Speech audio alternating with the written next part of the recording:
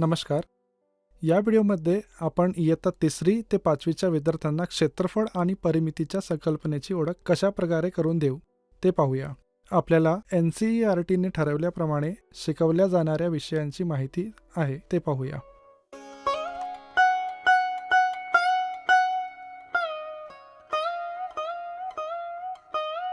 इयत्ता 3रीच्या नंतर विद्यार्थ्यांना अनियमित आणि नियमित आकारांमधील फरक माहिती असतो, तसेच ते त्यांना ओळखू देखील शकतात.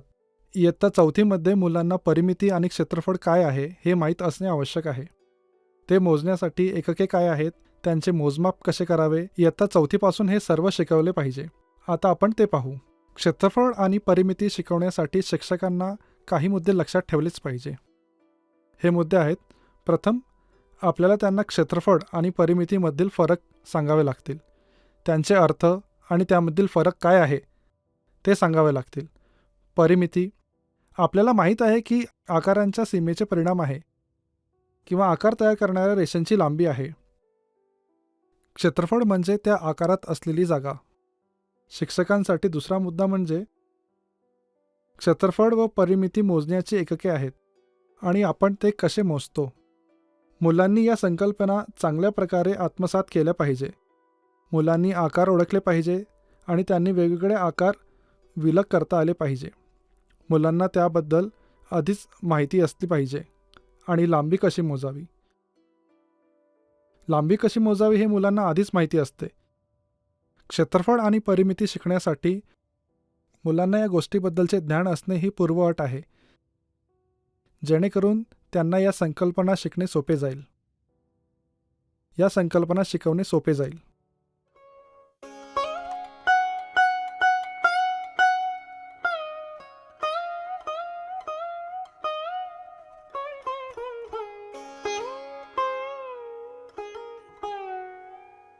इयत्ता 4थी आणि 5वीच्या मुलांना क्षेत्रफळ आणि परिमितीच्या संकल्पना शिकवताना आपण गणिताचा किटमधून काही वस्तू वापरतो.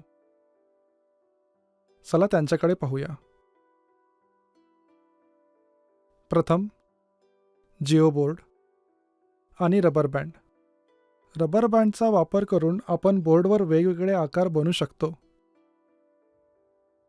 आणि संकल्पना शिकू शकतो.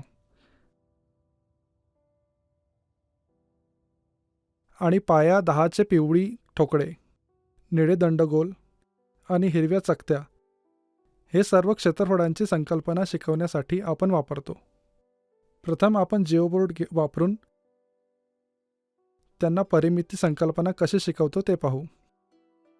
आपण जिओबोर्ड आणि रबर बँडचा वापर करून मुलांना वेगवेगळे आकार तयार करण्यास सांगितले पाहिजे. काय आकार तयार करणे शक्य आहे ते पाहू.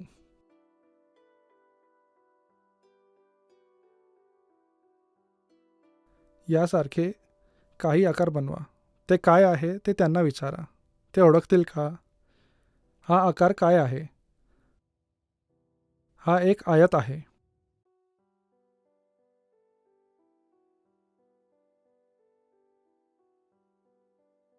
आता आपण दुसरा आकार बनवतो आणि विचारतो की हा कोणता आकार आहे. मुलांना हे ओळखता येईल का? आपण ते पाहावे लागेल. जर मुलांनी ते चौरस म्हणून ओळखले तर त्याला आकार माहिती आहे. मुलांना आकार समजला आहे. याचा अर्थ असा की मुलांना तो व्यवस्थित समजलेला आहे. आता जेथे आपण रबर बँड ठेवला आहे त्या पिनची संख्या मोजू. जर आपण हे अंतर 1 एकक आहे असे मानले, जर हे पिन आणि ही पिन जर आपण 1 अंतर मानले, तर हे सगळे मिळून किती अंतर होईल? आपण इथून मोजूया. 1 2 3 4 5 6 7 8 9 10 11 आणि 12. आपल्याला काय माहीत झाले? हा आकार तयार करण्यासाठी आपल्याला 12 एककांची लांबी आवश्यक आहे. म्हणून आपण 12 एककांवर रबर बँड ठेवला आहे. चला आणखी एक आकार घेऊ आणि पाहू.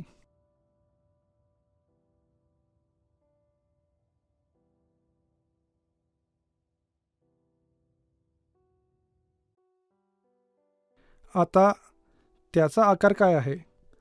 तो आयत आहे, बरोबर? हा आयात तयार करण्यासाठी किती पिन वापरले जातात? मी येथून मोजणी सुरू करतो. 1, 2, 3, 4, 5, 6, 7, 8, 9, 10, 11, 12. येथे देखील आपल्याला 12 एकके मिळाली. येथे लक्षात घेण्याचा मुद्दा म्हणजे पूर्वीच्या आकारात म्हणजे चौरसात मी या पिनपासून मोजण्यास सुरुवात केली. मी आयतासाठी येथून सुरुवात केली. मुले कोणत्याही बिंदूपासून प्रारंभ करू शकतात, परंतु त्यांनी कोठून सुरुवात केली पाहिजे हे त्यांच्या लक्षात ठेवावे लागेल. म्हणूनच आपण असे सांगतो की त्यांना आरंभ बिंदूवर एक बोट ठेवावे आणि दुसऱ्या हाताने मोजणे चालू ठेवावे. मोजणी अचूक करण्यासाठी ही एक युक्ती आहे. आता आपण दुसरा आकार पाहू आणि मोजू. हा आकार काय आहे? हा एक आयत आहे. किती पिन रबर बँड स्पर्श करतात? मी येथून प्रारंभ करतो.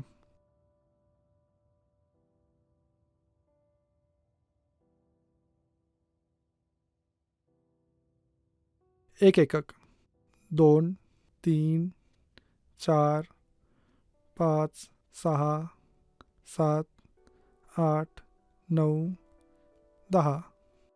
तर किती पिन रबर बँडला स्पर्श करतात? 10. 10 पिन रबर बँडला स्पर्श करतात. आपल्याकडे 10 एकके आहेत. आपल्या पहिल्या आकारात चौरसमध्ये आपल्याकडे किती एकके होती? आपल्याकडे 12 एकके होती. येथे आपल्याकडे 10 आहेत. आता आपण आणखी एक आकार पाहू. हा आकार काय आहे?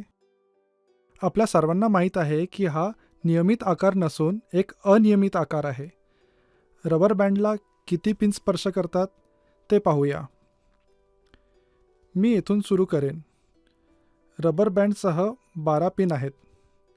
येथे सुद्धा आपल्याकडे 12 पिन आहेत. आता एक मोठा आकार पाहू. या आकारात किती पिन बँडला स्पर्श करत आहेत? मोजूया. 1, 2, 3, 4, 5, 6, 7, 8, 9, 10, 11, 12, 13, 14, 15, 16. मग आपल्याला किती एकके मिळाली? आपल्याला 16 एकके मिळाली. तर हा आकार तयार करताना आपल्याकडे रबर बँडला स्पर्श करणारी 16 पिन आहेत. 16 पिन आहेत. आता आपण मुलांना जिओबोर्ड दिले पाहिजे. त्यांना आकार तयार करण्यासाठी सांगितले पाहिजे. आपण किती पिन वापरले आहेत हे मोजण्यासाठी सांगितले तर वेगवेगळे आकार तयार करतात आणि ते तयार करण्यासाठी आवश्यक असलेल्या एककांची गणना करतील. हा देखील एक अनियमित आकार आहे. आपल्याकडे इथे किती पिन आहेत? मी येथे मोजणे सुरू केल्यास 1, 2, 3, 4, 5, 6, 7, 8, 9, 10, 11, 12. आपल्यास मोजण्याचे वेगवेगळे एकके मिळालीत. आपण हे इथे पाहिले आहे. आपण याला काय म्हणू शकतो? ही आकृतीभोवती रेषा असल्याने आपण याला परिमिती म्हणतो. आपण हिला आकाराच्या भोवती सीमारेषा म्हणू शकतो.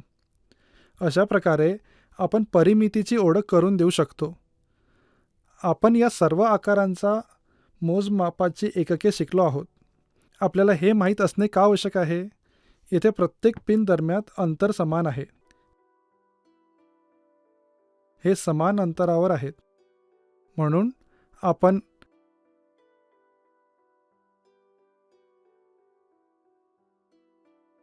त्यास मोजण्याचे एकके मानू शकतो.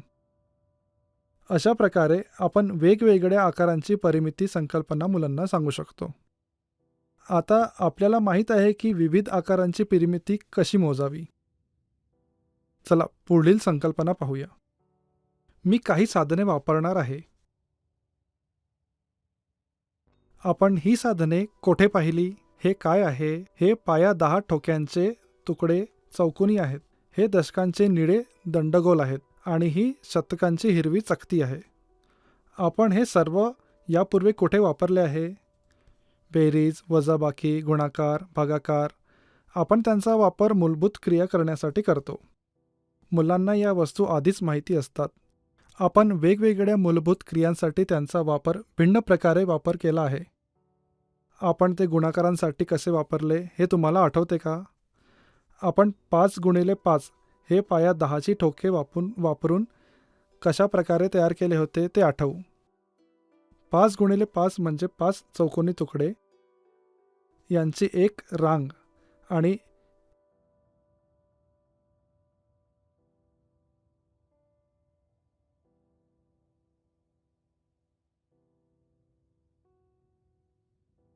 1, 2, 3, 4, 5 चौकोनी तुकड्यांचा एक स्तंभ असेल, म्हणजेच 5 तुकड्यांची एक रांग आणि 5 तुकड्यांचा एक स्तंभ. आपण गुणाकारांमध्ये काय केले? आपण हे इथेही करू शकतो. आपण ते कसे करतो? आपण हे भरूया. 1, 2, 3, 15, 16, 17, 18, 19, 20, 21, 22, 23, 24, 25. आता हा आकार पूर्ण आहे. नंतर आपण येथे काय केले? आपण पहिली पंक्ती आणि दुसरा स्तंभ काढला. तर इथे किती शिल्लक आहेत? जर आपण त्याची गणना केली तर 1, 2, 3, 4, 5, 6, 7, 8, 9, 10, 11, 12, 13, 14, 15, 16, 17, 18, 19, 20, 21, 22, 23, 24, 25. आपण याला काय म्हणू शकतो? याला क्षेत्रफळ म्हणता येईल. तर ज्या आकारात 5 एकके आणि 5 एकके असतात त्यांचे क्षेत्रफळ ते असते जे आपण भरले. अशा प्रकारे आपण क्षेत्रफळाची ओळख करून देऊ शकतो. आता हे मोठ्या संख्येचे उदाहरण घेऊन कसे करता येईल ते पाहू. दुसरे उदाहरण म्हणजे आपल्याकडे 12 आणि 13 एककांचे आकार आहेत. आपण वेगवेगळ्या एककांनी आकार तयार करतो. 12 एकके आणि 13 एकके.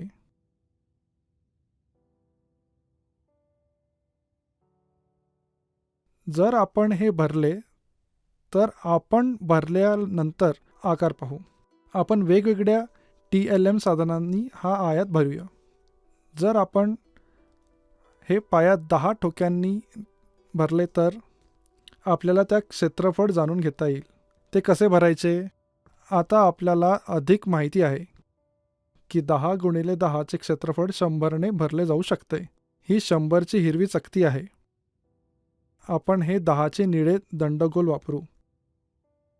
पहिला 10, दुसरा 10, तिसरा 10, चौथा 10 आणि हा 5वा 10. येथे थोडी जागा शिल्लक आहे जी आपण पिवळ्या चौकोनी तुकड्यांनी भरून टाकू.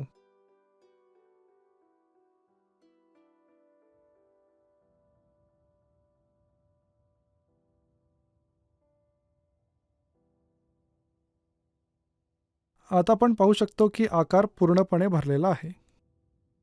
आता आपण 12 एककांची ओळ आणि 13 एककांचा स्तंभ हलवू. अशा प्रकारे आपल्याला हे क्षेत्र मिळते. आपण हे मोजूया. जेव्हा आपण मोजू तेव्हा आपल्याला क्षेत्रफळ कळेल. 1 100ची, 5 10च्या आणि 6 1चे तुकडे. जर आपण या सर्वांची बेरीज केली तर ते 156 चौरस एकक आहे. शिक्षकांना हे लक्षात ठेवावे लागेल की क्षेत्रफळ व्यक्त करताना मुलांना चौरस एकक हे माहिती आहे. आपण क्षेत्रफळांसाठी चौरस एकक वापरतो कारण या आकाराला 2 परिमाण आहेत. बऱ्याच आकारांना चौरस किंवा आयत असते. म्हणून जेव्हा आपण क्षेत्रफळांची ओळख करून देतो तेव्हा आपल्याला त्यांचा परिचय चौरस एककांमध्ये करणे आवश्यक आहे. ते मुलांना माहीत असले पाहिजे. आता आपण पाहिले की पाया 10चे एकके वापरून क्षेत्रफळ कसे मोजायचे. जिओबोर्ड वापरून आपण क्षेत्रफळ कसे मोजू शकतो चला पाहूया. आकार तयार करण्यासाठी जिओबोर्डचा वापर केला जाऊ शकतो.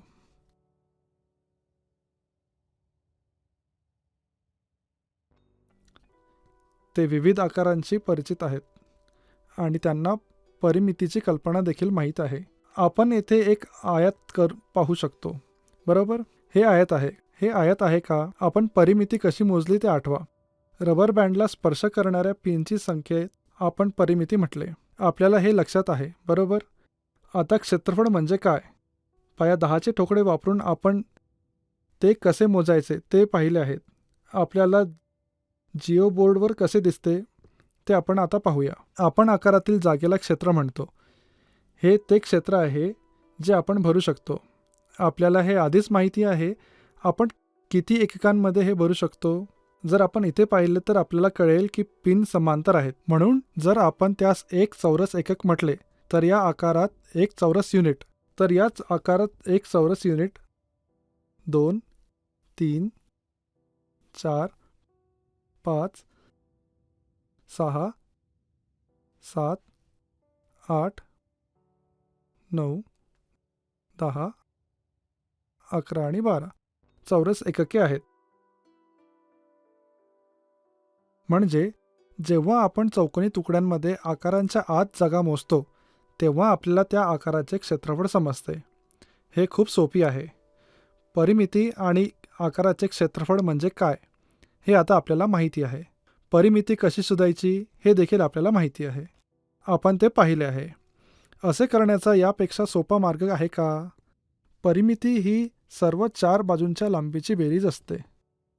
असे आपल्याला परिमितीबद्दल माहिती आहे. येथे लांबी किती? येथे आपल्याकडे 1 एकक, 2 एकक, 3 एकक, 4 एकक आहेत आणि रुंदी 1, 2 आणि 3 एकक आहेत. तर या आयताची लांबी 4 एकके आणि रुंदी 3 एकके आहे. आपल्याला आधीच माहीत आहे की येथे 4 एकके आणि 3 एकके आहेत. या बाजूला 4 एकके आहेत. या बाजूला देखील 3 एकके आहेत. जर आपण या सर्व एकके जोडली तर आपल्याला किती मिळतील? आपल्याला 14 एकके मिळतील. परिमिती मोजण्याचा यापेक्षा सोपा मार्ग आहे का? हे आपण पाहू. दोनदा लांबी आणि दोनदा रुंदी जोडा. दोनदा लांबी आणि दोनदा रुंदी जोडा. सोपे आहे ना? हा परिमिती मोजण्याचे सूत्र आहे.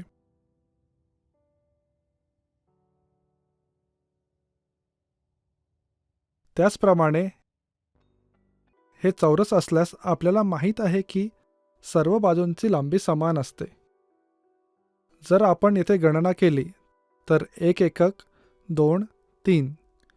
एका बाजूला आपल्याकडे 3 एकके आहेत, म्हणून उर्वरित 3 बाजूंना देखील 3 एकके असतील. आपण परिमिती सुलभ मार्गाने कसे जाणू शकतो?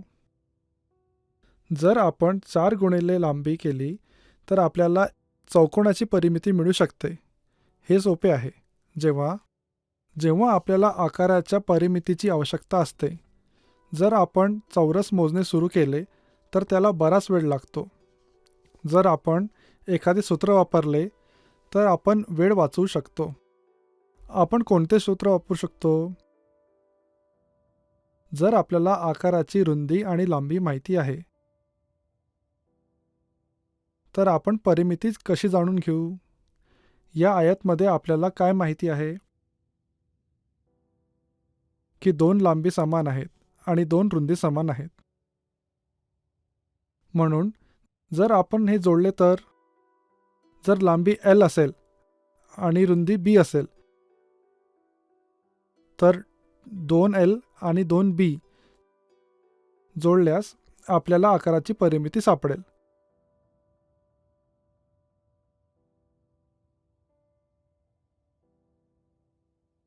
त्याचप्रमाणे जर येथे एखादा चौरस असेल तर आपण त्याची परिमिती कशी मोजू शकतो? आपल्याला आधीच माहीत आहे की चौरसाच्या सर्व बाजू समान आहेत. जर आपल्याला एका बाजूचे मोजमाप माहिती असेल तर आपल्याला सर्व बाजू माहीत असतात. जर आपण हे सर्व जोडले तर आपल्याला चौरसाची परिमिती मिळेल. आपल्याकडे एक बाजूची लांबी आहे. आपल्याला सर्व बाजूंची लांबी जोडाव्या लागतील, म्हणजेच 4 गुणिले L. म्हणजेच जर आपण 4L फॉर्म्युला वापरला तर आपल्याला चौरसाची परिमिती मिळेल. त्याचप्रमाणे आपण एखाद्या चौरस क्षेत्रफळ मोजू शकतो. क्षेत्रफळ म्हणजे काय? आकाराच्या आतील जागा. आपण येथे किती चौरस भरू शकतो त्याला क्षेत्रफळ म्हणतात. आपण क्षेत्रफळ कसे मोजू शकतो? लांबी आणि रुंदीचा गुणाकार. कोणत्याही दोन मितीय आकारात जर आपण लांबी आणि रुंदीचे गुणाकार केले तर आपल्याला आकाराचे क्षेत्र मिळेल. जर आपण एखाद्या आयताचे क्षेत्रफळ बघितले तर लांबी व रुंदीचा गुणाकार केल्यास आपल्याला आयताचे क्षेत्रफळ मिळते. जर आपण त्याला A आणि B असे नाव दिले तर आपण A गुणिले B किंवा B गुणिले A केले पाहिजे. आपल्याला आयताचे क्षेत्रफळ मिळेल. येथून आपल्याला हे समजू शकते की आपण A गुणिले B केल्यास आयताचे क्षेत्रफळ मिळेल.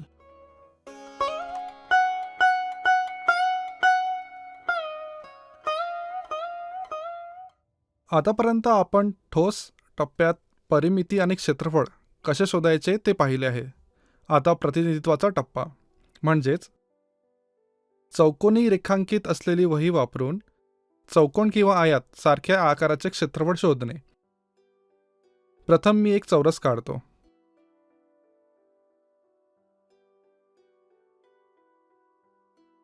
आपण येथे एक चौरस पाहू शकतो. या चौरसाची परिमिती किती आहे?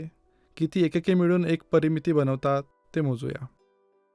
1 2 3 4 5 6 7 8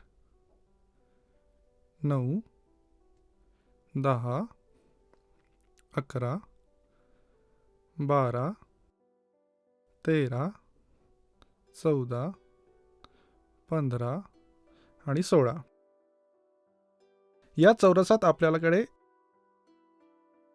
16 एकके आहेत.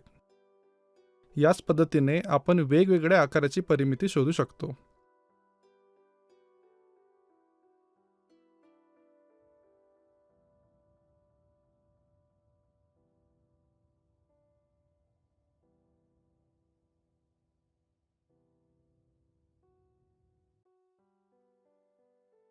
माझ्याकडे एक आकार आहे. याची परिमिती काय आहे चला पाहूया.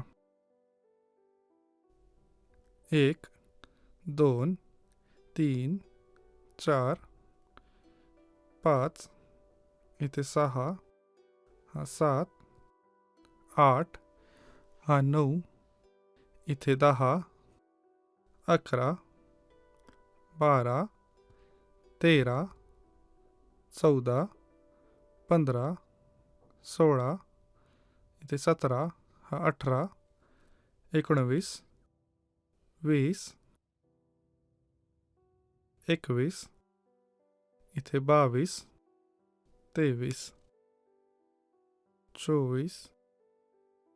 आपल्याला काय माहिती आहे? या आकाराची परिमिती 24 एकके आहेत. आपण इथे चौरसाचे सूत्र वापरून पाहू. एका बाजूला 4 एकके आहेत. सूत्र काय आहे? 4 गुणिले लांबी. जर आपण सूत्र वापरले तर आपल्याला सारखेच उत्तर मिळते का हे आपण पाहूया. आपल्याला हे माहिती आहे की एका बाजूची लांबी 4 एकके आहेत. सूत्र काय आहे? 4 गुणिले लांबी. जर आपण 4 गुणिले 4 केले तर आपल्याला किती मिळेल? आपल्याला मिळेल 16. तर आपल्याला मोजताना सुद्धा हे उत्तर मिळाले आहे. आता आपण आणखी एक उदाहरण पाहूया.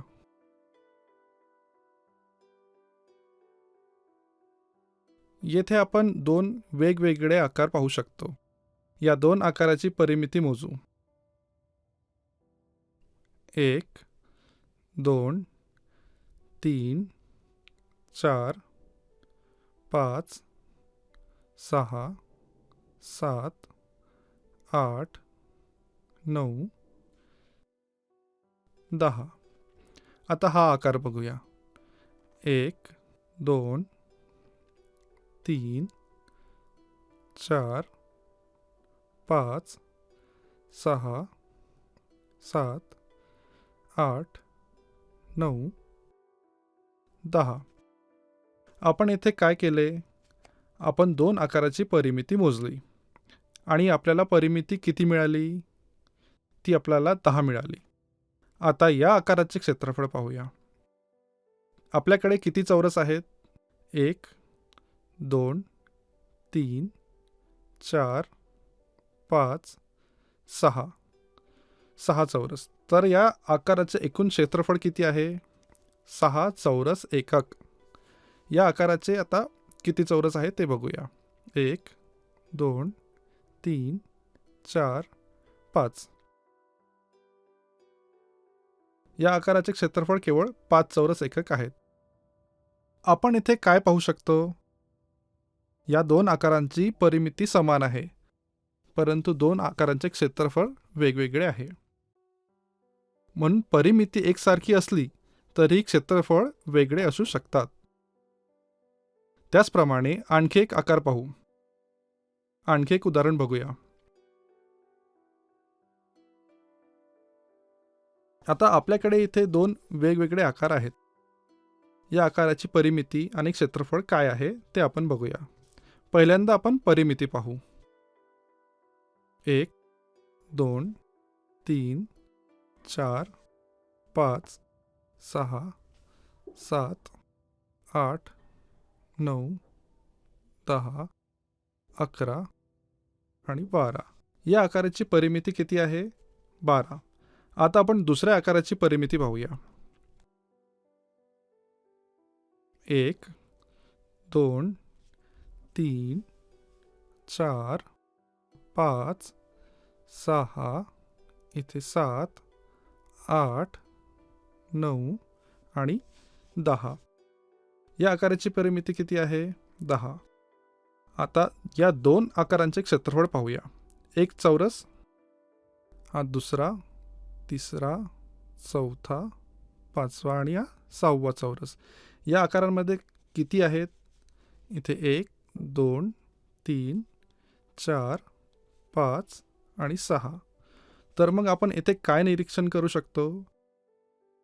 दोन्ही आकाराचे क्षेत्रफळ समान आहेत, 6 चौरस एकक, परंतु आकाराची परिमिती वेगवेगळी आहे. जेव्हा आपण मुलांना क्षेत्रफळ आणि परिमिती शिकवतो तेव्हा शिक्षकांनी काय लक्षात ठेवायला पाहिजे की जरी परिमिती आणि क्षेत्रफळ एकमेकांशी संबंधित असले तरीही परिमिती भिन्न असल्यास क्षेत्रफळ वेगळे असू शकतात, किंवा क्षेत्रफळ जरी एकसारखे असले तरीही परिमिती भिन्न असू शकते. ही संकल्पना समजली आहे हे आपण निश्चित केले पाहिजे. आपण इथे काय पाहिले? आपण एक सूत्र वापरून परिमिती मोजली. येथे लक्षात घेण्याजोगे एक मुद्दा आहे की नियमित आकार जसे चौरस किंवा आयत, आपण केवळ अशा आकारांसाठी सूत्रे वापरू शकतो. सूत्र वापरून अनियमित आकारांची परिमिती मोजली जाऊ शकत नाही. आणि हे सूत्र वापरून क्षेत्रफळ शोधणे देखील अवघड आहे, हे लक्षात ठेवायलाच पाहिजे.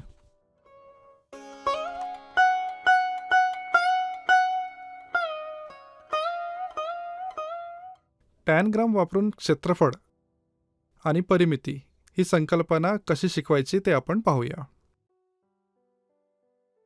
आपण 7 वेगवेगळे तुकडे वापरून एक चौरस बनवला आहे.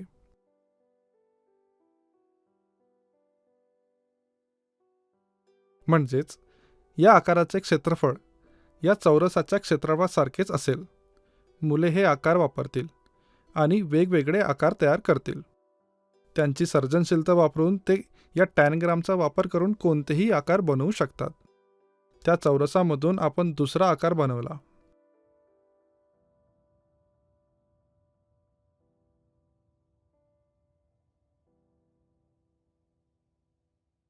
आपण विद्यार्थ्यांना काय सांगू शकतो?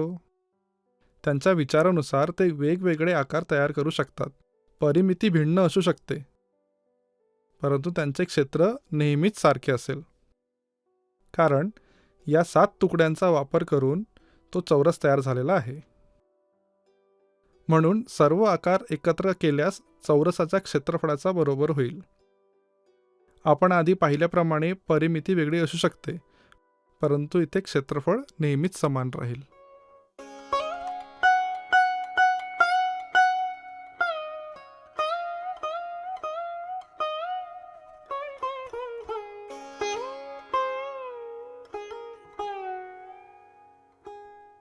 आतापर्यंत जिओबोर्ड, चौकोनी रेखांकित वही आणि पाया 10चे ठोकळे यांचा वापर करून आपण एखाद्या चौरसाचे आणि आयताचे क्षेत्रफळ आणि परिमिती कशी मोजावी हे बघितले. दैनंदिन जीवनात आपण क्षेत्रफळ आणि परिमिती का आणि कोठे वापरतो, आता आपण ते बघूया. उदाहरणार्थ, माझ्या वडिलांकडे आयताकृती शेती आहे. त्याची रुंदी 40 मीटर आहे आणि लांबी 30 मीटर आहे. माझ्या वडिलांना या आयताकृती शेतीभोवती कुंपण घालायचे आहे. म्हणजेच कुंपण 4 बाजूंना करावे लागतील. शेतात कुंपण घालण्यासाठी आपल्याला क्षेत्रफळ आवश्यक असेल की परिमिती? होय. जर आपल्याला परिमिती माहिती असेल तर आपण शेतीभोवती कुंपण घालू शकतो. आपण परिमिती कशी मोजू शकतो? परिमिती मोजण्यासाठी आपल्याला आता एक सूत्र माहिती आहे. सूत्र काय आहे? 2 गुणिले L प्लस B म्हणजेच लांबी प्लस रुंदीचा 2 वेळा गुणाकार. आपल्याला हे सूत्र आधीपासूनच माहिती आहे. येथे लांबी किती आहे? 40 मीटर. रुंदी किती आहे? 30 मीटर. म्हणजेच आपण दोघांना जोडतो आणि 2ने गुणाकार करतो. आपल्याला किती मिळते? तर आपल्याकडे 140 मीटर झाले आहेत. ती शेतीची परिमिती आहे का? आहे. आता आपल्याला माहीत आहे की परिमिती 140 मीटर आहे. शेतांच्या बाजूंवर कुंपण घालण्यासाठी मला 140 मीटर कुंपण आवश्यक आहे. तर मला कुंपणाच्या 4 ओळी पाहिजे असल्यास मला किती कुंपणाची आवश्यक आहे? म्हणजेच 4 गुणिले 140 म्हणजेच 560 मीटर.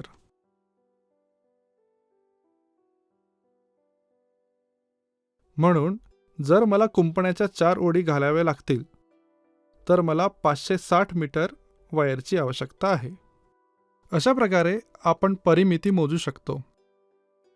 अशा पद्धतीने परिमिती ही उपयोगाची ठरू शकते. चला आता अजून एक उदाहरण पाहूया. माझ्या खोलीच्या एका भिंतीवर रंग लावायचा आहे.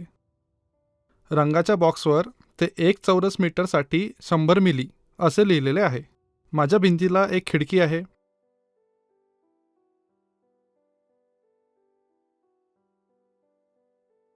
मला ही भिंत रंगवायची आहे. भिंतीवर वापरण्यासाठी मला रंग खरेदी करावा लागेल. रंग खरेदी करण्यापूर्वी मला काय माहिती असायला पाहिजे? मला भिंतीचे परिमिती माहिती असायला पाहिजे की क्षेत्रफळ माहिती असायला पाहिजे.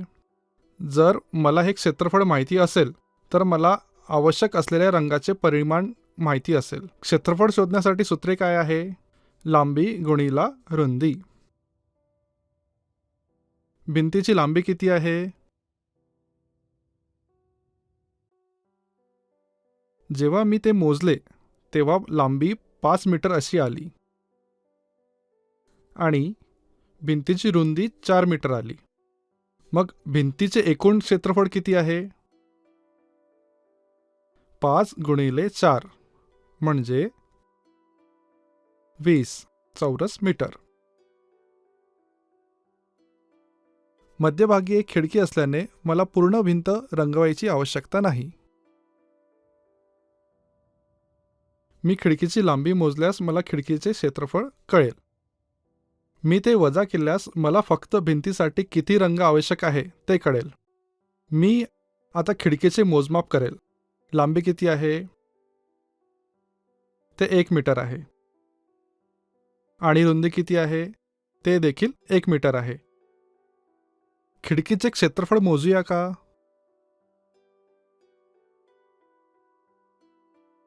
आपल्याला क्षेत्रफळाचे सूत्र माहिती आहे. 1 गुणिले 1 हे 1 चौरस मीटर आहे. खिडकीचे क्षेत्रफळ किती आहे? 1 चौरस मीटर. जेव्हा मी खिडकीचे क्षेत्रफळ भिंतीच्या क्षेत्रफळातून वजा करतो तेव्हा मला आवश्यक असलेल्या रंगाचे परिमाण माहिती होईल. तर 20 चौरस मीटरमधून 1 चौरस मीटर वजा करा. आपल्याला 19 चौरस मीटर मिळेल. तर भिंतीचे एकूण क्षेत्रफळ किती आहे? रंग लावायच्या क्षेत्रात क्षेत्रफळ किती आहे? 19 चौरस मीटर. यासाठी किती रंगाची आवश्यकता आहे? रंगवल्या जाणाऱ्या भिंतीचे क्षेत्रफळ किती आहे? 19 चौरस मीटर. 19 चौरस मीटरसाठी रंग आवश्यक आहे.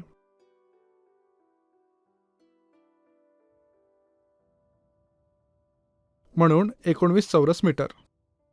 आपल्याला माहित आहे की आपण 100 मिलीने 1 चौरस मीटर रंगवू शकतो.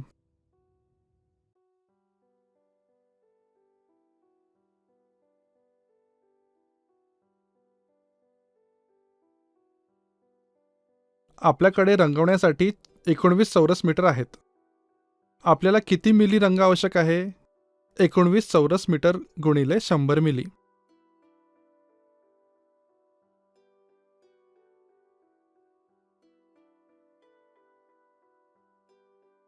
आपल्याला 1900 मिली रंग मिळतो. तर भिंत रंगवण्यासाठी आपल्याला 1900 मिली रंग आवश्यक आहे. जर आपण ते लिटरमध्ये रूपांतरित केले तर आपल्याला किती लिटर मिळेल?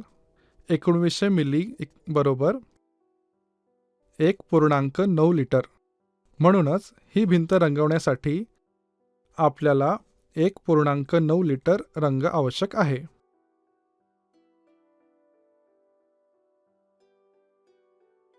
आपण येथे पाहू शकतो, जर आपण येथे 1 चौरस मीटरचा चौरस घेतला तर आपल्याला 100 मिली रंग आवश्यक आहे. या भिंतीमध्ये असे 20 चौरस आहेत. या भिंतीचे पूर्ण क्षेत्रफळ 20 चौरस मीटर आहेत. जर मी 1 चौरस मीटर हे खिडकीने व्यापले आहे ते काढून टाकले तर जे शिल्लक आहे ते आहे 19 चौरस मीटर. ते रंगवण्यासाठीचे क्षेत्रफळ आहे. त्या भागांवर रंग देण्यासाठी मला 1900 मिली म्हणजेच 1.9 लिटर असे रंगाची आवश्यकता आहे. लक्षात घेण्याजोगा एक महत्त्वाचा मुद्दा म्हणजे आपण त्यांना मोजमापाच्या विविध मानकांची जाणीव करून दिली पाहिजे. मीटर, सेंटीमीटर, किलोमीटर इत्यादी. परिमिती शोधण्यासाठी आपण याचा उपयोग करू शकतो. क्षेत्रफळ आणि परिमितीच्या संकल्पना शिकवताना शिक्षक आणि विद्यार्थ्यांमध्ये काही गैरसमज असू शकतात. सामान्य गैरसमज असे असतात. क्षेत्रफळ मोजण्यासाठी मुलांना लांबी आणि रुंदीचा गुणाकार करावा लागतो आणि परिमिती शोधण्यासाठी त्यांना जोडावे लागते. मुले उलट करण्याची शक्यता आहे. म्हणजेच क्षेत्रफळ मोजण्यासाठी ते जोडू शकतात आणि परिमिती शोधण्यासाठी ते गुणाकार करू शकतात. परिमितीसाठी गुणाकार करणे आणि क्षेत्रफळ मोजण्यासाठी जोडणे ही सर्वात सामान्य चूक आहे. दुसरे म्हणजे जेव्हा ते क्षेत्रफळ लिहितात तेव्हा त्यांना अचूक क्रमांक मिळतो, पण शेवटी ते चौरस एकक वापरण्यात विसरतात. ते फक्त एकके लिहितात. हे चुकीचे आहे. क्षेत्रफळ हे चौरस एककांमध्येच व्यक्त केले जाते. त्यांना चौरस एकक असे लिहावे लागेल. ते प्रमाणित आहे आणि फक्त तेच मान्य आहे. यात चुका होऊ नयेत म्हणून आपण त्यांना कसे सांगू शकतो? त्यांना चौकोनी रेखांकित वही वापरण्याची आणि उदाहरणासह अधिक सराव करण्याची आवश्यकता आहे. तर चुका कमी होतील. फक्त सरावातूनच मुले चुका कमी करू शकतात. मुलांच्या जीवनात क्षेत्रफळ आणि परिमितीच्या संकल्पनांना अत्यंत महत्त्व आहे. भविष्यात त्यांना या संकल्पना अनेक वेळी वापरल्या जातील. म्हणून विद्यार्थ्यांच्या मनात या संकल्पना साकारणे महत्त्वाचे आहे. ही कौशल्य आधारित संकल्पना असल्याने मुले त्यांच्या क्षेत्रफळाबद्दल आणि परिमितींच्या ज्ञानावर आधारित अनेक कृती निवडू शकतात. म्हणून या संकल्पना दृढ करणे फार आवश्यक आहे. या संकल्पना सादर करताना शिक्षकांनी हे लक्षात ठेवण्याची आवश्यकता आहे.